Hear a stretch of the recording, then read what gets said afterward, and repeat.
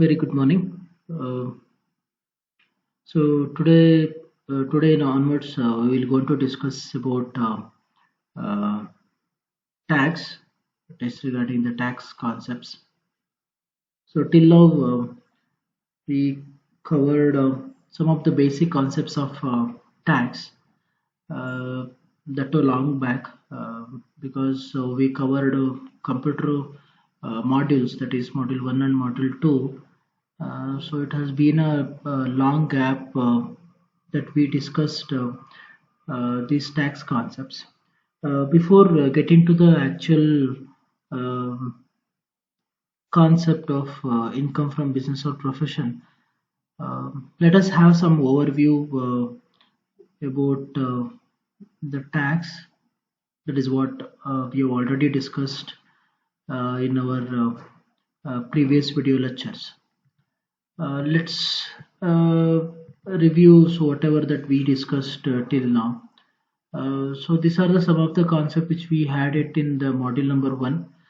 Here we discussed like what do you mean by tax, what are the different types of taxes, then why exactly the government has to levy tax on public or people, then who has the power of levying the tax to the public, and so what are the different list where the government has an authority to charge for tax on the public. Then we saw the different components of income tax law, that is Income Tax Act 1961-62, and the frequent amendments, circulars, notification, case law decisions. Then, what is the purpose of levying the income tax, and to whom we should levy the tax? That is what the point arises. That is the person. Then, the major concept of our discussion or of our understanding is how to calculate the total income, and how exactly the tax should be payable to the government. So ಯಾವ ರೀತಿ total income ನ calculate ಮಾಡಬೇಕು ಮತ್ತೆ ಯಾವ ರೀತಿ tax payable tax ನ pay ಮಾಡಬೇಕು ಗೌರ್ಮೆಂಟ್ಗೆ ಅಂತ. ಸೊ ಈ ಒಂದು ಪರ್ಟಿಕ್ಯುಲರ್ ಆಸ್ಪೆಕ್ಟ್ಸ್ ನಾನು ಮಾತಾಡಬೇಕಾದಾಗ I have discussed these 13 points in detail. ನಾನು ಈ 13 ಪಾಯಿಂಟ್ ನಾನು ಡೀಟೇಲ್ ಆಗಿ ಡಿಸ್ಕಸ್ ಮಾಡಿ ಹೇಳಿದ್ದೆ ಯಾವ ರೀತಿ ಈ ಒಂದು ಟ್ಯಾಕ್ಸ್ ಪೇಯಬಲ್ ನ ನಾವು ಕ್ಯಾಲ್ಕುಲೇಟ್ ಮಾಡ್ತೀವಿ ಅಂತ. ಐ ಥಿಂಕ್ ಜಸ್ಟ್ ಒಂದು ಸಮ್ಮರಿ ಕೊಡೋದಾದ್ರೆ, ಒಂದು ರೆಸಿಡೆನ್ಷಿಯಲ್ ಸ್ಟೇಟಸ್ ನ ಡಿಟರ್ಮೈನ್ ಮಾಡ್ತಾ ಹೋಗ್ತೀವಿ. ದಟ್ ಈಸ್ ನಿಮ್ಮ ಸೆಕ್ಷನ್ 6 ಸಬ್ ಸೆಕ್ಷನ್ 1 6 ಸೆಕ್ಷನ್ 6 ಪ್ರಕಾರ ಯಾವ ರೀತಿ ರೆಸಿಡೆಂಟ್ ನ ಟ್ರೀಟ್ ಮಾಡಬೇಕು, ಏನ್ ಕಂಡೀಷನ್ಸ್ ಅಪ್ಲೈ ಆಗಿರಬೇಕು, ಯಾವ ಎಲಿಜಿಬಿಲಿಟಿ ಫುಲ್ಫಿಲ್ ಆಗಿದ್ರೆ ಮಾತ್ರ ನಾವು ಅವ್ರನ್ನ ರೆಸಿಡೆಂಟ್ ಅಂತ ಕರಿತೀವಿ, ರೆಸಿಡೆಂಟ್ ಆರ್ಡಿನರಿ ರೆಸಿಡೆಂಟ್ ಅಂತ ಕರಿತೀವಿ, ನಾನ್ ರೆಸಿಡೆಂಟ್ ಅಂತ ಕರಿತೀವಿ. ಸೊ ಇದ್ರ ಬಗ್ಗೆ ನಾವೇನ್ ಮಾಡಿದ್ವಿ, ಡಿಸ್ಕಸ್ ಮಾಡಿದ್ವಿ ಎಲ್ಲಿ ಸ್ಟೆಪ್ ನಂಬರ್ 1 ಅಲ್ಲಿ, that is determination of residential status ಅಲ್ಲಿ. Then classification of income under different heads. So ನಿಮ್ಗೆ ಗೊತ್ತಿರೋ ಹಾಗೆ 5 ಡಿಫರೆಂಟ್ ಹೆಡ್ಸ್ ಬರುತ್ತೆ. Income from salary, income from house property, income from business or profession, income from capital gain and income from the other sources ಅಂತ. Then computation of income and each head. So ಒಂದೊಂದು particular head ಅಲ್ಲಿ ಒಬ್ಬ ವ್ಯಕ್ತಿ ಐದರ್ ಅವನು ಒಂದು employment ಇಲ್ಲಿ ಅವ್ನು salary ತಗೊಳ್ತಾ ಇದ್ರೆ, ಅಥವಾ ಒಂದು ಹೌಸ್ ಪ್ರಾಪರ್ಟಿ ಇಟ್ಕೊಂಡು ಅದರಿಂದ ರೆಂಟ್ ರಿಸೀವ್ ಮಾಡ್ತಾ ಇದ್ರೆ, ಅಥವಾ ಅವ್ನು ಯಾವುದೋ ಒಂದು ಬಿಸ್ನೆಸ್ ಸ್ಟಾರ್ಟ್ ಮಾಡಿದ್ರೆ, ಅಥವಾ ಅವ್ನು ಯಾವುದೋ ಒಂದು ಪರ್ಟಿಕ್ಯುಲರ್ ಅಸೆಟ್ಸ್ ನ ಸೇಲು ಬೈ ಮಾಡ್ತಾ ಇದ್ರೆ, ಅಥವಾ ಬೇರೆ ಇನ್ಯಾವುದಾದ್ರೂ ಅದರ್ ಸೋರ್ಸಸ್ ಇಂದ like lottery, horse riding, so ಇಂಥ ಒಂದು ಆಕ್ಟಿವಿಟೀಸ್ ಇಂದ ಏನಾದ್ರು ಇನ್ಕಮ್ ಬರ್ತಾ ಇದ್ರೆ, ಸೊ ಎಲ್ಲ ಇನ್ಕಮ್ ಹೆಡ್ಸ್ ಏನೇನಿದೆ ಎಲ್ಲದರಿಂದ ನಾವ್ ಏನ್ ಮಾಡ್ಬೇಕಾಗುತ್ತೆ, ಸೊ ಇನ್ಕಮ್ ಟೋಟಲ್ ಇನ್ಕಮ್ ನ ನಾವು ಕ್ಯಾಲ್ಕುಲೇಟ್ ಮಾಡ್ಬೇಕಾಗುತ್ತೆ. That is what the step number 3. Then step number 4, it's clubbing of income of spouse, minor child etcetera. ಅಕಸ್ಮಾತ್ ಅವನ ವೈಫ್ ಇದ್ರೆ ಅಥವಾ ಅವ್ರ ಮಕ್ಳಿದ್ರೆ, ಸೊ ಅವರ ಒಂದು ಆದಾಯನ ಏನ್ ಮಾಡ್ಬೇಕಾಗುತ್ತೆ, ಕ್ಲಬ್ ಮಾಡ್ಬೇಕಾಗುತ್ತೆ. Then set off and carry forward. So ಕೆಲವೊಂದ್ಸಲ ಏನಾಗುತ್ತೆ, ಒಂದ್ ಪರ್ಟಿಕ್ಯುಲರ್ ಹೆಡ್ ಇಂದ ಲಾಸ್ ಬರ್ಬೋದು, ಇನ್ನೊಂದು ಪರ್ಟಿಕ್ಯುಲರ್ ಹೆಡ್ ಇಂದ ಏನಾಗ್ಬೋದು, ಪ್ರಾಫಿಟ್ ಬರ್ಬೋದು. ಈ ತರ ಲಾಸು ಪ್ರಾಫಿಟ್ ಇದ್ದಾಗ ಯಾವ ರೀತಿ ಸೆಟ್ ಆಫ್ ಮಾಡಬೇಕು, ಕ್ಯಾರಿ ಫಾರ್ವರ್ಡ್ ಮಾಡಬೇಕು ಅನ್ನೋದ್ರ ಬಗ್ಗೆನೂ ಡಿಸ್ಕಸ್ ಮಾಡಿದ್ವಿ. ಎಲ್ಲ ಆದ್ಮೇಲೆ ಸ್ಟೆಪ್ ನಂಬರ್ 6 ಅಲ್ಲಿ ಏನ್ ಮಾಡ್ತೀವಿ, ಗ್ರಾಸ್ ಟೋಟಲ್ ಇನ್ಕಮ್ ನ ಕಂಪ್ಯೂಟ್ ಮಾಡ್ತೀವಿ by taking into consideration all the income which we earned in different heads. Then we have deduction from the gross total income. So ಏನ್ ನಿಮ್ಮ ಒಂದು ಗ್ರಾಸ್ ಟೋಟಲ್ ಇನ್ಕಮ್ ಬರುತ್ತೋ ಅದ್ರ ಮೇಲೆ ನಾವ್ ಏನ್ ಮಾಡ್ತೀವಿ, ಡಿಡಕ್ಷನ್ಸ್ ನ ಮಾಡ್ತಾ ಹೋಗ್ತೀವಿ. Either it may be like different sections ಬರುತ್ತೆ, ಸ್ಟಾರ್ಟಿಂಗ್ ಫ್ರಮ್ ಸೆಕ್ಷನ್ 80C ಇಂದ ಟಿಲ್ 80U ತನಕ ನಿಮಗೆ we have various heads where the individual people gets an advantage to from this calculation of total income. Say for example ಇವಾಗ ನಾನು ಏನಾದರೂ LIC ಕಟ್ತಾ ಇದ್ರೆ ಅಥವಾ ಎಲ್ಲೋ ಒಂದು ಕಡೆ ನಾನು PPFಗೂ ಅಥವಾ PFಗೂ ನಾನು ಏನಾದರೂ ಕಾಂಟ್ರಿಬ್ಯೂಟ್ ಮಾಡ್ತಾ ಇದ್ರೆ ಈ ಒಂದು ಪರ್ಟಿಕ್ಯುಲರ್ ಬೆನಿಫಿಟ್ಸ್ನ ನಾನು ಏನು ಮಾಡ್ಬೋದು ಆಸ್ ಎ ಡಿಡಕ್ಷನ್ಸ್ ಅಂತ ಏನು ಮಾಡ್ಬೋದು ತೋರಿಸ್ಕೊಳ್ಬೋದು. ಆ ಗ್ರಾಸ್ ಟೋಟಲ್ ಇನ್ಕಮ್ ಇಂದ ಈ ಡಿಡಕ್ಷನ್ಸ್ ನ ಲೆಸ್ ಮಾಡಿದ್ರೆ ನಿಮ್ಗೆ ಏನ್ ಸಿಗುತ್ತೆ, ಟೋಟಲ್ ಇನ್ಕಮ್ ಸಿಗುತ್ತೆ. That is what the actual income which we need to pay the tax to the government. ಈ ಒಂದು ಟೋಟಲ್ ಇನ್ಕಮ್ ಮೇಲೆ ನಾವೇನ್ ಮಾಡ್ತೀವಿ, there are certain applicability of tax rates based on the different heads of income. So ಅದ್ರ ಮುಖಾಂತರ ಏನ್ ಮಾಡ್ತೀನಿ, ನಾನು ಟ್ಯಾಕ್ಸ್ ರೇಟ್ ನ ಇಟ್ಕೊಂಡು ಆ ಟ್ಯಾಕ್ಸ್ ರೇಟ್ ಮೇಲೆ ಏನ್ ಮಾಡ್ತೀನಿ, ನಾನು ಕ್ಯಾಲ್ಕುಲೇಟ್ ನ ಮಾಡ್ತಾ ಹೋಗ್ತೀನಿ ಎಷ್ಟು ಟ್ಯಾಕ್ಸ್ ಲಯಬಿಲಿಟಿ ಅಥವಾ ಟ್ಯಾಕ್ಸ್ ಪೇ ಮಾಡ್ಬೇಕಾಗತ್ತೆ ಅಂತ. ಒಂದು ಪರ್ಟಿಕ್ಯುಲರ್ ಲಿಮಿಟ್ ನ ಕ್ರಾಸ್ ಆಗಿದ್ರೆ ಅದಕ್ಕೆ ನಾವು ಸರ್ಚಾರ್ಜ್ ಪೇ ಮಾಡ್ತೀವಿ. ಅದಾದ್ಮೇಲೆ ಹೆಲ್ತ್ ಎಜುಕೇಶನ್ ಸೆಸ್ ಅಂತ ಅದನ್ನ ಇನ್ಕಮ್ ಟ್ಯಾಕ್ಸ್ ಮೇಲೆ ಕಟ್ತಾ ಹೋಗ್ತೀವಿ. ಸಿಂಪಲ್ ಎಕ್ಸಾಂಪಲ್ ಹೇಳಬೇಕು ಅಂತಂದ್ರೆ, ಫಾರ್ ಎಕ್ಸಾಂಪಲ್ ಒಂದು ಟ್ಯಾಕ್ಸ್ ಪೇಯಬಿಲಿಟಿ ಬಂದು ಒಂದು 50,000 ಇದೆ ಅಂತ ಅನ್ಕೊಳ್ಳಿ. 50,000 ರೂಪಾಯಿಗೆ ನಾನು ಆಕ್ಚುಲ್ ಆಗಿ ಗೌರ್ಮೆಂಟ್ಗೆ ಟ್ಯಾಕ್ಸ್ ಪೇ ಮಾಡಬೇಕಾಗಿರೋದು. ಬಟ್ ಸ್ಟೆಪ್ ನಂಬರ್ 12 ಅಲ್ಲಿ ಹೇಳ್ತಾನೆ, ಆಲ್ರೆಡಿ ನೀನು ಅಡ್ವಾನ್ಸ್ ಟ್ಯಾಕ್ಸ್ ನ ಪೇ ಮಾಡಿದೀಯಾ ಮತ್ತೆ ಅಥವಾ TDS ಡಿಡಕ್ಟ್ ಮಾಡ್ಕೊಂಡಿದ್ದಾರೆ ಕಂಪ್ನಿಲಿ ಅಂತ. ಆ ಥರ ಏನಾದರೂ ಇದ್ದಾಗ ಏನಾಗುತ್ತೆ, ನೀವು ಅಡ್ವಾನ್ಸ್ ಟ್ಯಾಕ್ಸ್ ಎಷ್ಟು ಕಟ್ಟಿರ್ತೀರಾ ಅದನ್ನ ನೀವು ಏನು ಮಾಡಬೇಕಾಗುತ್ತೆ, ಚೆಕ್ ಮಾಡಬೇಕಾಗುತ್ತೆ. So say for example advance tax ನೀವು ಆಲ್ರೆಡಿ ಕಟ್ಟಿರೋದು ಒಂದು 60,000 ಕಟ್ಟಿರ್ತೀರಾ ಅಂತ ಅನ್ಕೊಳ್ಳಿ. ಎಕ್ಸಾಂಪಲ್ ಆಗಿ ಹೇಳೋದಾದ್ರೆ ಆಕ್ಚುಲ್ ಆಗಿ ಟ್ಯಾಕ್ಸ್ ಪೇಬಲ್ ಮಾಡಬೇಕಾಗಿರೋದು 50,000 ಪೇ ಮಾಡಬೇಕು. ಸೊ ಇವಾಗ ಏನಾಯ್ತು, ನೀವು ಏನು ಪೇ ಮಾಡಬೇಕು ಅನ್ಕೊಂಡಿದ್ರೆ ಅದಕ್ಕಿಂತ ಹೆಚ್ಚಾಗಿ ಏನು ಮಾಡಿದ್ರೆ ಪೇ ಮಾಡಿದೀರಾ. ಇವಾಗ ಏನ್ ಮಾಡ್ತೀರಾ, ನೀವು ಟ್ಯಾಕ್ಸ್ ರೀಫಂಡಬಲ್ ನ ತಗೊಳ್ತಾ ಹೋಗ್ತೀರಾ. 50,000 ರೂಪಾಯಿ ನೀವು ಪೇ ಮಾಡಬೇಕಾಗಿರೋದು, ಬಟ್ ಆಲ್ರೆಡಿ ನೀವು ಕಟ್ಟಿರೋದು 60,000 ರೂಪಾಯಿ. ಸೊ ಏನ್ ಮಾಡ್ತೀರಾ, ಡಿಫ್ರೆನ್ಸ್ ಅಮೌಂಟ್ ನ ರೀಫಂಡ್ ಮಾಡಿಸ್ಕೊಳ್ತೀರಾ ಗೌರ್ಮೆಂಟ್ ಇಂದ. ಅಕಸ್ಮಾತ್ ಇವಾಗ 50,000 ರೂಪಾಯಿ ಪೇ ಮಾಡಬೇಕಾಗಿದ್ದು ಬಟ್ ಡಿಡಕ್ಟ್ ಆಗಿರೋದು ಬರೀ 40,000 ರೂಪಾಯಿ ಆದ್ರೆ ಏನ್ ಮಾಡ್ತೀರಾ, ಟ್ಯಾಕ್ಸ್ ನ 10,000 ರೂಪಾಯಿ ಎಕ್ಸ್ಟ್ರಾ ನೀವ್ ಏನ್ ಮಾಡ್ಬೇಕಾಗುತ್ತೆ, ಪೇ ಮಾಡಬೇಕಾಗುತ್ತೆ. So that is where this tax payable and tax refundable concept arises. So ಈ ಒಂದು ಸ್ಟೆಪ್ಸ್ ನ ಇಟ್ಕೊಂಡು ಏನ್ ಮಾಡ್ಬೇಕಾಗುತ್ತೆ, either it may be the individual or it may be HUF or it may be the company. So ಇವರೆಲ್ಲ ಏನ್ ಮಾಡ್ಬೇಕಾಗುತ್ತೆ, ಈ ಒಂದು ಟ್ಯಾಕ್ಸ್ ನ ಪೇ ಮಾಡಬೇಕಾಗುತ್ತೆ. ಕಂಪನಿ ವಿಚಾರಕ್ಕೆ ಬಂದ್ರೆ ಅಥವಾ ಕಂಪನಿ ಪಾಯಿಂಟ್ ಆಫ್ ವ್ಯೂ ಇಂದ ಮಾತಾಡೋದಾದ್ರೆ, ಕಂಪನಿಗೆ ಏನ್ ಮಾಡ್ತಾರೆ ಅಂತಂದ್ರೆ ಕಂಪಲ್ಸರಿ ಅಡ್ವಾನ್ಸ್ ಟ್ಯಾಕ್ಸ್ ಪೇ ಮಾಡಬೇಕು ಅಂತ ಒಂದು ರಿಸ್ಟ್ರಿಕ್ಷನ್ ಇರುತ್ತೆ. ಅದನ್ನ ಫರ್ದರ್ ನಾನು ಮುಂದೆ ಮಾತಾಡ್ಬೇಕಾದಾಗ ಹೇಳ್ತಾ ಹೋಗ್ತೀನಿ. ಐ ಥಿಂಕ್ ಇದನ್ನ ಆಲ್ರೆಡಿ ಹೇಳಿದ್ದೀನಿ ಅಂತ ಅನ್ಸುತ್ತೆ ನಾನು ನಿಮ್ಗೆ. Like one particular percentage of estimated income ಮೇಲೆ ಏನ್ ಮಾಡ್ಬೇಕಾಗತ್ತೆ, 15%, 45%, 75%, 100% ಈ ರೀತಿ ಏನ್ ಮಾಡ್ಬೇಕಾಗತ್ತೆ, 3 months ಒನ್ಸ್ ಏನ್ ಮಾಡ್ಬೇಕಾಗುತ್ತೆ, ಗವರ್ಮೆಂಟ್ಗೆ ಅಡ್ವಾನ್ಸ್ ಟ್ಯಾಕ್ಸ್ ನ ಪೇ ಮಾಡ್ಬೇಕಾಗತ್ತೆ ಕಂಪ್ನೀಸ್ ಇಂದ. ಈ ತರ ಪೇ ಮಾಡಿದಾಗ ಸೊ ಆ ಫೈನಾನ್ಷಿಯಲ್ ಇಯರ್ ಮುಗಿದ್ಮೇಲೆ ಏನ್ ಮಾಡ್ತಾರೆ, ಅವರು ಇನ್ಕಮ್ ನ ಕ್ಯಾಲ್ಕುಲೇಟ್ ಮಾಡ್ತಾರೆ, ಟ್ಯಾಕ್ಸ್ ಪೇಯಬಿಲಿಟಿ ಕ್ಯಾಲ್ಕುಲೇಟ್ ಮಾಡ್ತಾರೆ. ಆ ಕ್ಯಾಲ್ಕುಲೇಟ್ ಮಾಡಿರೋ ಟ್ಯಾಕ್ಸ್ ಲಯಬಿಲಿಟಿ ಏನಿರುತ್ತೆ, ಆ ಟ್ಯಾಕ್ಸ್ ಲಯಬಿಲಿಟಿ ಜೊತೆ ಏನ್ ಮಾಡ್ತಾರೆ, they will gone to compare ಎಷ್ಟು ಅಡ್ವಾನ್ಸ್ ಟ್ಯಾಕ್ಸ್ ನ ನೀವು ಪೇ ಮಾಡಿದೀರಾ ಅಂತ. ಸೊ ಈ ಒಂದು ಕಂಪ್ಯಾರಿಸನ್ ಅಲ್ಲಿ ಸೊ ಏನಾದ್ರೂ ವೇರಿಯೇಷನ್ಸ್ ಇತ್ತು ಅಂತ ಅಂದಾಗ either it will going to be a tax payable or tax refundable. So ಈ ತರ ಏನ್ ಮಾಡ್ಬೇಕಾಗುತ್ತೆ, we need to follow the steps while calculating the tax liability.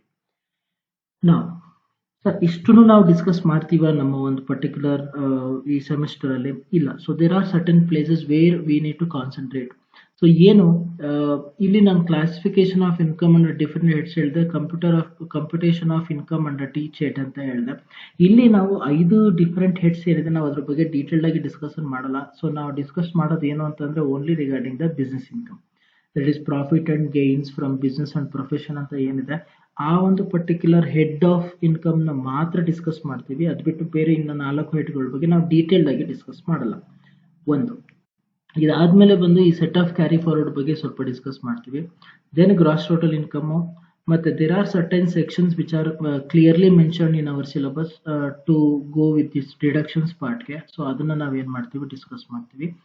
ಅದಾದ್ಮೇಲೆ ರೇಟ್ಸು ಐ ಥಿಂಕ್ ನಾನು ಆಲ್ರೆಡಿ ನಿಮ್ಗೆ ಹೇಳಿದ್ದೀನಿ. ಆ ಪಾಯಿಂಟ್ ಆಫ್ ಇಂದ ಆ ಪರ್ಟಿಕ್ಯುಲರ್ ರೇಟ್ಸ್ ನ ತಗೊಂಡು ಏನ್ ಮಾಡ್ತೀರಾ, ನಿಮ್ಮ ಟ್ಯಾಕ್ಸ್ ಲಯಬಿಲಿಟಿನ ಕ್ಯಾಲ್ಕುಲೇಟ್ ಮಾಡ್ತೀರಾ. ಸೊ ಇಷ್ಟು ಕಾನ್ಸೆಪ್ಟ್ಸ್ ನ ಮಾತ್ರ ನಾವೇನ್ ಮಾಡುವಂಥದ್ದು ಈ ಒಂದು ಪರ್ಟಿಕ್ಯುಲರ್ ಸಿಲೆಬಸ್ ಅಥವಾ ಸೆಮಿಸ್ಟರ್ ನಾವು ಡಿಸ್ಕಸ್ ಮಾಡಬೇಕಾಗಿರುವಂಥದ್ದು. ಎವ್ರಿ ಇಯರ್ ಒಂದು ಫೈನಾನ್ಷಿಯಲ್ ಇಯರ್ ಮುಗಿದ್ಮೇಲೆ ಅವ್ರು ಏನು ಇನ್ಕಮ್ ನ ಕ್ಯಾಲ್ಕುಲೇಟ್ ಮಾಡಿ ಅದ್ರ ಮೇಲೆ ಟ್ಯಾಕ್ಸ್ ಲಯಬಿಲಿಟಿ ಕ್ಯಾಲ್ಕುಲೇಟ್ ಮಾಡ್ತಿರ್ತಾರೆ.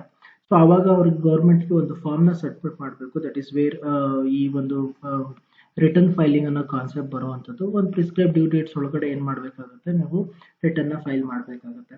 ಈ ಒಂದು ಪರ್ಟಿಕ್ಯುಲರ್ ಪ್ರೋಸೆಸ್ ಅಲ್ಲಿ ನೀವು ಅರ್ಥ ಮಾಡ್ಕೋಬೇಕಾಗಿರೋದು certain basic concepts. I think ಇದು ನಿಮ್ಗೆಲ್ಲ ಆಲ್ರೆಡಿ ಹೇಳಿದ್ದೀನಿ ನಾನು. ಒಂದು ಅಸೆಸ್ಸಿ ಅಂತ ಅಂದ್ರೆ ಏನು, ಅಸೆಸ್ಮೆಂಟ್ ಅಂದ್ರೆ ಏನು, ಪರ್ಸನ್ ಅಂತ ಅಂದ್ರೆ ಏನು, ಯಾರ್ಯಾರು ಡಿಫ್ರೆಂಟ್ ಪರ್ಸನ್ಸ್ ಬರ್ತಾ ಹೋಗ್ತಾರೆ. ಇನ್ಕಮ್ ಅಂದ್ರೆ ಏನು, ಯಾವ್ಯಾವನ್ನ ನಾವು ಇನ್ಕಮ್ ಅಂತ ಕನ್ಸಿಡರ್ ಮಾಡಬೇಕು. ದೆನ್ ಇಂಡಿಯನ್ ಟೆರಿಟರಿ ಅಂತ ಅಂದ್ರೆ ಓವರ್ ಆಲ್ ಆಗಿ ಏನೇನು ಕವರ್ ಆಗುತ್ತೆ. ಸೊ ಪ್ರೀವಿಯಸ್ ಇಯರ್ ಅಂತ ಅಂದ್ರೆ ಏನು, ಅಸೆಸ್ಮೆಂಟ್ ಇಯರ್ ಅಂತ ಅಂದ್ರೆ ಏನು, ಯಾವುದು ಪ್ರೀವಿಯಸ್ ಇಯರ್ ಯಾವುದು ಅಸೆಸ್ಮೆಂಟ್ ಇಯರ್, ಇನ್ಕಮ್ ಟ್ಯಾಕ್ಸ್ ನ ಚಾರ್ಜ್ ಯಾರು ಮಾಡ್ತಾರೆ, ಹೇಗ್ ಮಾಡ್ತಾರೆ, ಏನೇನ್ ಸೆಕ್ಷನ್ಸ್ಗಳು ಇದರಲ್ಲಿ ಅಪ್ಲಿಕಬಿಲಿಟಿ ಆಗುತ್ತೆ. ಸೊ ಇದ್ರ ಬಗ್ಗೆ ನೋಡಿದ್ವಿ. ಇದಾದ್ಮೇಲೆ ಬಂದು ನಾವು ಸ್ಲ್ಯಾಬ್ ರೇಟ್ಸ್ ನ ನೋಡಿದ್ವಿ as for the assessment year 2020-21 ಪ್ರಕಾರ. ಸೊ ಏನೇನು ಏನೋ ಟ್ಯಾಕ್ಸ್ ರೇಟ್ ಅಪ್ಲಿಕಬಲ್ ಇದೆ, ಇಂಡಿವಿಜುವಲ್ ಆದ್ರೆ ಎಷ್ಟು, ಸೀನಿಯರ್ ಸಿಟಿಸನ್ಸ್ ಆದ್ರೆ ಎಷ್ಟು, senior citizen more than 80 years ಆದ್ರೆ ಎಷ್ಟು ಚಾರ್ಜ್ ಮಾಡಬೇಕು, ಫರ್ಮ್ ಆದ್ರೆ, ಲೋಕಲ್ ಅಥಾರಿಟಿ ಆದ್ರೆ, ಕೋಆಪರೇಟಿವ್ ಸೊಸೈಟಿ ಆದ್ರೆ, ಅದೆನ್ ಕಂಪನಿ. ಸೊ ಇದನ್ನ ನಾವು ಇಲ್ಲಿ ಮೇಜರ್ ಆಗಿ ನೋಡ್ಬೇಕಾಗಿರುತ್ತೆ, ಬಿಕಾಸ್ ನಾವು ಮಾತಾಡಬೇಕಾಗಿರುವಂತದ್ದು ಬಿಸ್ನೆಸ್ ಇನ್ಕಮ್ ಬಗ್ಗೆ ಮಾತಾಡ್ತಿರೋದ್ರಿಂದ. So we need to concentrate here, that is what is the rate which is applicable for the companies. If it is domestic company, how much, or if it is foreign company, how much, and what is the minimum turnover that we should cross to charge a income tax. Idadmele surcharge applicability, especially will concentrate on the domestic company and then the foreign company. If it is cross 1 crore, then you need to pay 7% on the income tax. If it is more than 1 crore, then 2% on the income tax. It's a detailed discussion on the surcharge rate. Okay. Now, so further study ನಾವು ಏನು ಮಾತಾಡ್ತಾ ಹೋಗ್ತೀವಿ ಈ ಒಂದು ನಿಮ್ಮ corporate tax planning ಅಲ್ಲಿ, ಒಂದು module number 1 ಮತ್ತು ಮಾಡ್ಯೂಲ್ ನಂಬರ್ 2 ಎರಡಕ್ಕೂ ಸೇರಿದಂಗೆ ಇಷ್ಟು ಏನೋ ಕಾನ್ಸೆಪ್ಟ್ಸ್ಗಳು ನಾವು ಮುಂದೆ ಡಿಸ್ಕಸ್ ಮಾಡ್ತಾ ಹೋಗ್ತೀವಿ. ಅದರಲ್ಲಿ ಫಸ್ಟ್ ಕಾನ್ಸೆಪ್ಟ್ ಬಂದು ಒಂದು computation of income from business and profession, computation of amount of gross total income. So GTI ನಾವು ಮೇಜರ್ ಆಗಿ ಕ್ಯಾಲ್ಕುಲೇಟ್ ಮಾಡ್ತಾ ಹೋಗ್ತೀವಿ. ರಿಮೆಂಬರ್ ಒನ್ ಥಿಂಗ್, ಯಾವಾಗಲೂ ಅಷ್ಟೇ, income from business and profession ಅಂತ ಅಂದಾಗ ಅರ್ಥ ಏನು, ಬಿಸ್ನೆಸ್ ಅಥವಾ ಪ್ರೊಫೆಷನ್ ಇಂದ ಬರ್ತಾ ಇರುವಂತಹ ಆದಾಯನ ಕ್ಯಾಲ್ಕುಲೇಟ್ ಮಾಡೋದು computation of income from business and profession. Computation of the amount of gross total income ಅಂತ ಅಂದ್ರೆ ಬಿಸ್ನೆಸ್ ಇನ್ಕಮ್ ಜೊತೆಗೆ ಬೇರೆ ಇನ್ಯಾವುದಾದ್ರೂ ಸೋರ್ಸಸ್ ಆಫ್ ಇನ್ಕಮ್ ಇಂದ ಅವನಿಗೆ ಆದಾಯ ಬರ್ತಾ ಇದ್ರೆ ಅದನ್ನೆಲ್ಲ ಸೇರಿಸಿ ಕ್ಲಬ್ ಆಗಿ ನಾವು ಕ್ಯಾಲ್ಕುಲೇಟ್ ಮಾಡೋ ಇನ್ಕಮ್ ನ ನಾವೇನಂತ ಕರಿತೀವಿ, ಗ್ರಾಸ್ ಟೋಟಲ್ ಇನ್ಕಮ್ ಅಂತ ಕರಿತೀವಿ. So that is the what difference between income from business and then the gross total income. So further ಇವನ್ನೆಲ್ಲ ನಾವು ಮುಂದೆ ಡಿಸ್ಕಸ್ ಮಾಡೋದಕ್ಕಿಂತ ಮುಂಚೆ ಈ ಒಂದು income from business and profession ಅನ್ನೋದನ್ನ ಏನ್ ಮಾಡ್ತಾ ಹೋಗೋಣ, ಈ ಒಂದು ಪರ್ಟಿಕ್ಯುಲರ್ ಸೆಮಿಸ್ಟರ್ ಅಥವಾ ಈ ಒಂದು ಪರ್ಟಿಕ್ಯುಲರ್ ವಿಡಿಯೋ ಲೆಕ್ಚರ್ ಅಲ್ಲಿ ನಾವು will going to discuss it. So ಈ ಒಂದು ಬೇಸಿಕ್ ಕಾನ್ಸೆಪ್ಟ್ಸ್ ನಾವು ಡಿಸ್ಕಸ್ ಮಾಡಾದ್ಮೇಲೆ ಸೊ ನಾವು ಕಾನ್ಸಂಟ್ರೇಟ್ ಮಾಡಬೇಕಾಗಿರುವಂಥದ್ದು business income, that is business and profession ಇಂದ ಬರಬೇಕಾಗಿರುವಂತಹ ಆದಾಯನ. ಐ ಥಿಂಕ್ ನಾನು ನಿಮಗೆ ಈ ಒಂದು what you called material already ನಾನು ನಿಮಗೆ ಶೇರ್ ಮಾಡಿದ್ದೀನಿ. ಹೋಪ್ ನೀವು ಅದನ್ನ ನೋಡಿದೀರಾ ಅಂತ ಅನ್ಕೊಂಡು ಇದ್ದೀನಿ ನಾನು. ಸೊ ಇಲ್ಲಿ ನಾನು ಹೈಲೈಟ್ ಮಾಡಿರುವಂತಹ ಕಾನ್ಸೆಪ್ಟ್ಸ್ಗಳನ್ನ ಮಾತ್ರ we will going to discuss here in your semester. ಯಾಕೆ, ಬಿಕಾಸ್ ಇದು ತುಂಬಾ ಡೆಪ್ತ್ ಇರೋದ್ರಿಂದ. So we will going to concentrate only on the major concept which are covered it here. ಇಲ್ಲಿ ಅಬ್ಸರ್ವ್ ಮಾಡ್ಬೋದು ಒಂದು ಬಿಸ್ನೆಸ್ ಅಂಡ್ ಪ್ರೊಫೆಷನ್ ನ meaning ಏನು ಅಂತ ನಾವಿಲ್ಲಿ ನೋಡ್ತಾ ಹೋಗ್ತೀವಿ. ಇದಾದ್ಮೇಲೆ we will going to discuss certain sections which are connected to this particular the subject, that is business or profession ಗೆ ಸಂಬಂಧಪಟ್ಟಂಗೆ. ಏನು ಅಂತ ಅಂದ್ರೆ ನೀವು ಐ ಥಿಂಕ್ PUC ಇಂದ ಟಿಲ್ ನಾವು ತನಕ ನೀವು we have discussed lot of informations regarding how to prepare P&L account, how to prepare balance sheets ಅಂತೆಲ್ಲ. ಐ ಥಿಂಕ್ ನೀವು ಪ್ರಾಫಿಟ್ ಅಂಡ್ ಲಾಸ್ ಅಕೌಂಟ್ ನ ಪ್ರಿಪೇರ್ ಮಾಡೋ ಇಂಟೆನ್ಷನ್ ಏನು, ನೆಟ್ ಪ್ರಾಫಿಟ್ ಎಷ್ಟು ಬರ್ತಾ ಇದೆ ನನ್ನ ಕಂಪ್ನಿದು ಅಂತ ಚೆಕ್ ಮಾಡೋದಕ್ಕೋಸ್ಕರ. ಈ ನೆಟ್ ಪ್ರಾಫಿಟ್ ಇಂದ ನೀವೇನ್ ಮಾಡ್ತೀರಾ ಅದ್ರ ಬೇಸಿಸ್ ಮೇಲೆ ನೀವು ಗೌರ್ಮೆಂಟ್ಗೆ ಇನ್ಕಮ್ ಟ್ಯಾಕ್ಸ್ ನ ಕಟ್ಟುವಂಥದ್ದು. ಈ ಒಂದು ನೆಟ್ ಪ್ರಾಫಿಟ್ ನ ಕ್ಯಾಲ್ಕುಲೇಟ್ ಮಾಡಬೇಕಾದಾಗ ಸೊ ನೀವು ಐ ಥಿಂಕ್ ನಿಮ್ಮ P&L ಅಕೌಂಟ್ ನಲ್ಲಿ ಡೆಬಿಟ್ ಸೈಡ್ ಅಲ್ಲಿ ನೀವೆಲ್ಲ ಎಕ್ಸ್ಪೆನ್ಸಸ್, ಕ್ರೆಡಿಟ್ ಸೈಡ್ ಅಲ್ಲಿ ನೀವೆಲ್ಲ ಇನ್ಕಮ್ಸ್ ನ ತೋರಿಸ್ತಾ ಹೋಗ್ತೀರಾ. ಅದ್ರ ಪ್ರಕಾರ ನೀವೇನ್ ಮಾಡ್ತೀರಾ, ನೀವು ನಿಮ್ಮ ನೆಟ್ ಪ್ರಾಫಿಟ್ ನ ಕ್ಯಾಲ್ಕುಲೇಟ್ ಮಾಡ್ತಾ ಹೋಗ್ತೀರಾ. ಈ ಒಂದು ಕ್ಯಾಲ್ಕುಲೇಷನ್ ಮಾಡುವಂತ ಟೈಮಲ್ಲಿ there are certain incomes chargeable under the heads of profit of business or profession, and there are certain incomes not taxable under heads of profit and gains of business or profession ಅಂತ. ಅಂದ್ರೆ ಅರ್ಥ ಕೆಲವೊಂದು ಇನ್ಕಮ್ಸ್ಗಳನ್ನ ನಾವು am, ಇದನ್ನ business ಇನ್ಕಮ್ಗೆ ಸಂಬಂಧಪಟ್ಟಂಗೆ those are incomes which are connected to business ಅಂತ ಕರಿತೀವಿ.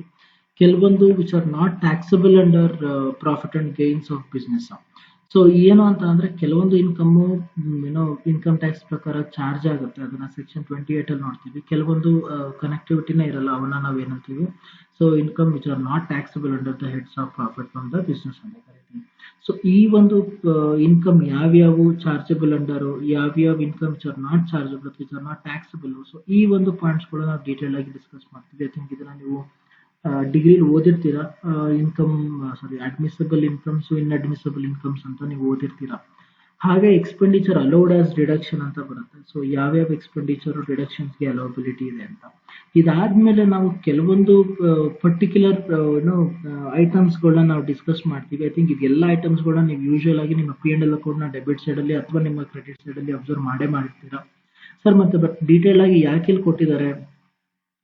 ಕೊಟ್ಟಿದ್ದಾರೆ ಅಂತ ಅಂದ್ರೆ, there are certain conditions which will be applicable where in your calculation of income from business. ಯಾಕೆ ಅಂತಂದ್ರೆ ಒಂದೊಂದು ಪರ್ಟಿಕ್ಯುಲರ್ ಐಟಮ್ಗೂ there are certain condition which will B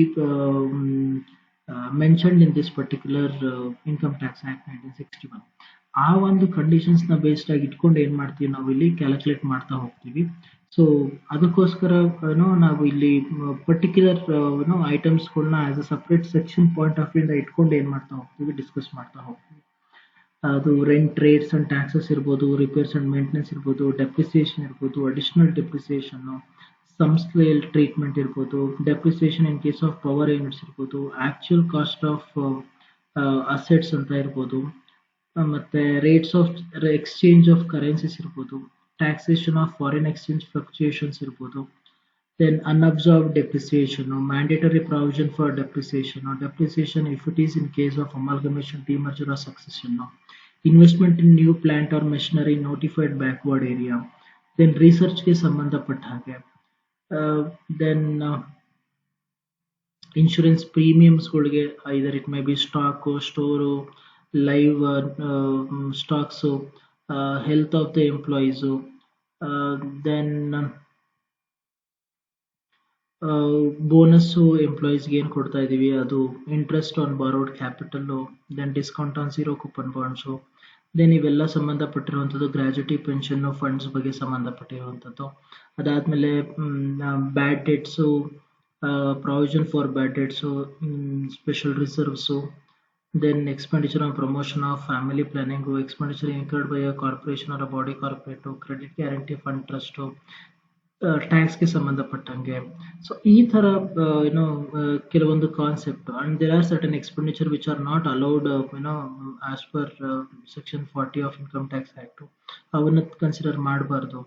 so ಈ ತರ ಕೆಲವೊಂದು ಕಾನ್ಸೆಪ್ಟ್ಸ್ಗಳನ್ನ ನಾವೇನ್ ಮಾಡ್ತೀವಿ, ಇಲ್ಲಿ ಡಿಸ್ಕಸ್ ಮಾಡ್ತಾ ಹೋಗ್ತೀವಿ. ಅಂಡ್ ಈ ಒಂದು ಪಾಯಿಂಟ್ಸ್ಗೆ ರಿಲೆವೆಂಟ್ ಆಗಿ ನಾವೇನ್ ಮಾಡ್ತೀವಿ, we will go to work out the problems. So ಈ ಒಂದು ಬಿಸ್ನೆಸ್ ಇನ್ಕಮ್ ಅಲ್ಲಿ ನಾವು ಮೇಜರ್ ಆಗಿ ಅರ್ಥ ಮಾಡ್ಕೋಬೇಕಾಗಿರೋದು ಏನು ಅಂತ ಅಂದ್ರೆ, ಬಿಸ್ನೆಸ್ ಅಂತ ಅಂದ್ರೆ ಏನು, ಮತ್ತೆ ಪ್ರೊಫೆಷನ್ ಅಂತ ಅಂದ್ರೆ ಏನು. ಬಿಸ್ನೆಸ್ ಮತ್ತೆ ಪ್ರೊಫೆಷನ್ಗೂ there are lot of difference. ನೀವು ಮಾಡ್ತಾ ಇರೋಂಥ ಒಂದು ಆಕ್ಟಿವಿಟಿನ ನೀವು ಬಿಸ್ನೆಸ್ ಮತ್ತೆ ಪ್ರೊಫೆಷನ್ ಎರಡೂ ಒಂದೇ ಅಂತ ನೀವು ಕನ್ಸಿಡರ್ ಮಾಡೋದಕ್ಕಾಗಲ್ಲ. Because there are separate definition which is given as per the Income Tax Act.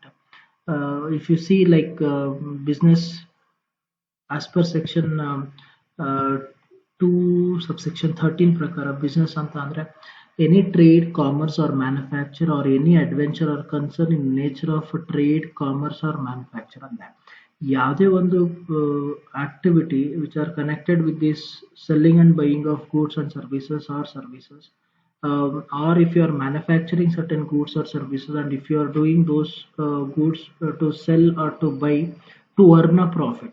So ಈ ಒಂದು ಕಾನ್ಸೆಪ್ಟ್ ಇಟ್ಕೊಂಡು ನೀವು ನಡೆಸ್ತಾ ಇದ್ರೆ, that is what we call as business ಅಂತ.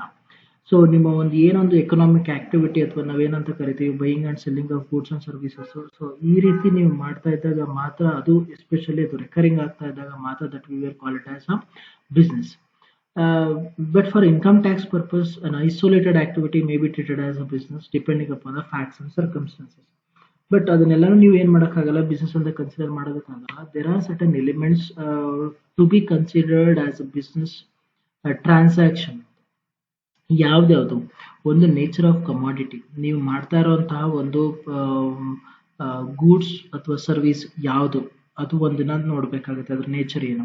ಇಂಟೆನ್ಷನ್ ಆಫ್ ದ ಪಾರ್ಟಿ, ಆ ಒಂದು ಪರ್ಟಿಕ್ಯುಲರ್ ಗೂಡ್ಸ್ನ ನೀವು ಮ್ಯಾನುಫ್ಯಾಕ್ಚರ್ ಮಾಡ್ತಿರ್ಬೋದು ಅಥವಾ ಬೈ ಅಥವಾ ಸೆಲ್ ಮಾಡ್ತಿರ್ಬೋದು, ಅದರ ಇಂಟೆನ್ಷನ್ ಏನಿದೆ, ನೀವು ಅದನ್ನ ಪ್ರಾಫಿಟ್ಗೋಸ್ಕರ ಮಾರ್ತಾ ಇದ್ದೀರಾ ಅಥವಾ ಸುಮ್ಮನೆ ಯಾರಿಗೋ ಫ್ರೆಂಡ್ಗೆ ಅಥವಾ ಏನೋ ಒಂಥರ ಸರ್ವಿಸ್ ಮಾಡೋ ಥರ ಕೊಡ್ತಾ ಇದ್ದೀರಾ, ಸೊ ಅದು ಏನೋ intention of the party. Efforts applied in the transaction, how much effort that you are incurring to do that particular transaction. So then periodicity of the transaction, so ಯಾವ ಒಂದು ಪರ್ಟಿಕ್ಯುಲರ್ ಫ್ರೀಕ್ವೆನ್ಸಿಲಿ ನೀವೇನ್ ಮಾಡ್ತಾ ಇದ್ದೀರಾ, ಆ ಒಂದು ಪರ್ಟಿಕ್ಯುಲರ್ ಟ್ರಾನ್ಸಾಕ್ಷನ್ ನಡೆಸ್ತಾ ಇದ್ದೀರಾ. Then nature of transaction, so ಆ ಒಂದು ಪರ್ಟಿಕ್ಯುಲರ್ ಆಕ್ಟಿವಿಟಿಗೆ ಸಂಬಂಧಪಟ್ಟಂಗೆ ಅಥವಾ ಆ ಒಂದು ಪರ್ಟಿಕ್ಯುಲರ್ ಪ್ರಾಡಕ್ಟ್ ಅಥವಾ ಗೂಡ್ಸ್ಗೆ ಸಂಬಂಧಪಟ್ಟಂಗೆ ನೀವು ಮಾಡ್ತಿರುವಂಥ transaction which are relevant or not ಅಂತ. ಸೊ ಈ ಒಂದು ಪರ್ಟಿಕ್ಯುಲರ್ ಆಸ್ಪೆಕ್ಟ್ಸ್ಗಳೆಲ್ಲವೂ ನಾವೇನ್ ಮಾಡಬೇಕಾಗುತ್ತೆ, ಯೋಚನೆ ಮಾಡಬೇಕಾಗುತ್ತೆ before deciding whether it is a business or not ಅಂತ. ಸೊ ಈ ಒಂದು ಎಲಿಮೆಂಟ್ಸ್ಗಳನ್ನ ಮೈಂಡಲ್ಲಿ ಇಟ್ಕೊಂಡು then you need to consider it as a business. ನಾವು ಪ್ರೊಫೆಷನ್ ಅಂತ ಅಂದ್ರೆ ಏನು? ಪ್ರೊಫೆಷನ್ ಅಂತ ಅಂದ್ರೆ it is purely different from the business. Professional ಬಂದು ಏನು ಅಂತ ಅಂದ್ರೆ, the profession it is a vocation where the person uses his intellectual skill on the basis of some special learning or qualification ಅಂತ. ಅಂದ್ರೆ ಅರ್ಥ ಏನು, ಇವತ್ತು ಒಬ್ಬ ವ್ಯಕ್ತಿಗೆ ಅವನಿಗೆ ಇರುವಂತ ಒಂದು ನಾಲೆಡ್ಜ್ ಅಥವಾ ಅವನಿಗೆ ಇರುವಂತಹ ಸ್ಕಿಲ್ ನ ಬೇಸಿಸ್ ಮೇಲೆ ಅವನು ಏನ್ ಮಾಡ್ತಾ ಹೋಗ್ತಾನೆ, ಪ್ರಾಫಿಟ್ ಅನ್ನ ಅರ್ನ್ ಮಾಡ್ತಾ ಹೋಗ್ತಾನೆ. ಐದರ್ it may be the auditor ಇರ್ಬೋದು, ಅಥವಾ ಡಾಕ್ಟರ್ ಇರ್ಬೋದು, ಅಥವಾ ಲಾಯರ್ ಇರ್ಬೋದು, ಅಥವಾ ಪೇಂಟರ್ ಇರ್ಬೋದು, ಅಥವಾ ಸಿಂಗರ್ ಇರ್ಬೋದು, ಡ್ಯಾನ್ಸರ್ ಇರ್ಬೋದು. ಇವ್ರು ಎಲ್ಲರೂ ಸಹ ಏನು ಅಂತ ಅಂದ್ರೆ, if they are doing it for a hobby, then you can't call it as a profession.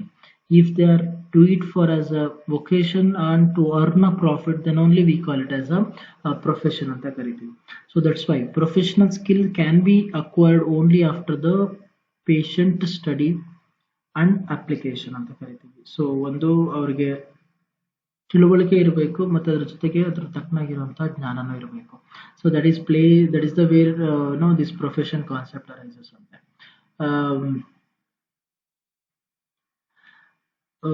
ಎರಡು ಮೇಜರ್ ಆಗಿ ನಾವು ಯೋಚನೆ ಮಾಡಬೇಕಾಗುತ್ತೆ, ಒಂದು ಪ್ರಾಫಿಟ್ ಮೋಟಿವ್ ಮತ್ತು ಇನ್ನೊಂದು ಬಿಸ್ನೆಸ್ ವರ್ಸಸ್ ಪ್ರೊಫೆಷನ್ ಅಂತ.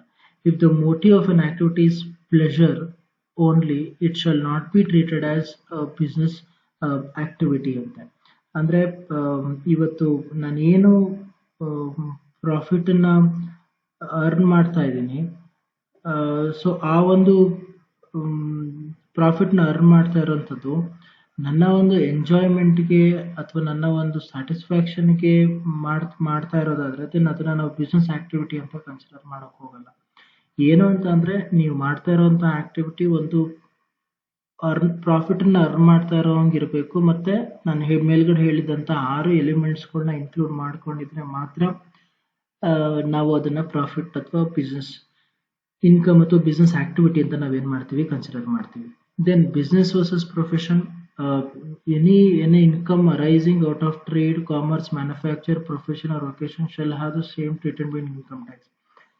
ಇಲ್ಲಿ ಬಿಸ್ನೆಸ್ ಮೀನಿಂಗ್ ಬೇರೆ ಇರ್ಬೋದು, ಪ್ರೊಫೆಷನ್ ಮೀನಿಂಗ್ ಬೇರೆ ಇರ್ಬೋದು, ಬಟ್ ಆದ್ರೆ ಇನ್ಕಮ್ ಟ್ಯಾಕ್ಸ್ ಆಕ್ಟ್ ಪ್ರಕಾರ ಬಿಸ್ನೆಸ್ ಮತ್ತು ಪ್ರೊಫೆಷನ್ಗೆ ಇರುವಂತಹ ಕಂಡೀಷನ್ಸ್ ಅಪ್ಲಿಕೇಶನ್ಸ್ ಎಲ್ಲ ಒಂದೇನೆ. ಬಟ್ ಏನು ಅಂತಂದ್ರೆ ಕೆಲವೊಂದು ಸೆಕ್ಷನ್ಸ್ಗಳನ್ನ ಏನ್ ಮಾಡಿದ್ದಾರೆ, ಸೆಗ್ರಿಗೇಟ್ ಮಾಡಿದ್ದಾರೆ. ಅದು ಸೆಕ್ಷನ್ 44 ಬಗ್ಗೆ ಮಾತಾಡುತ್ತೆ.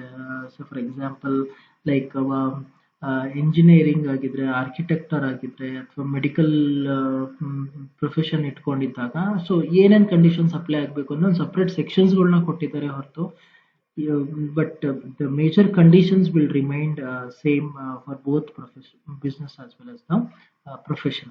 So this is what the difference between, or like the meaning of this business as well as the profession ಅನ್ನೋದು ಇದು ನಾವು ಮೇಜರ್ ಆಗಿ ತಿಳ್ಕೊಳ್ಬೇಕು before get into what exactly the calculation or how exactly that we need to calculate the business income.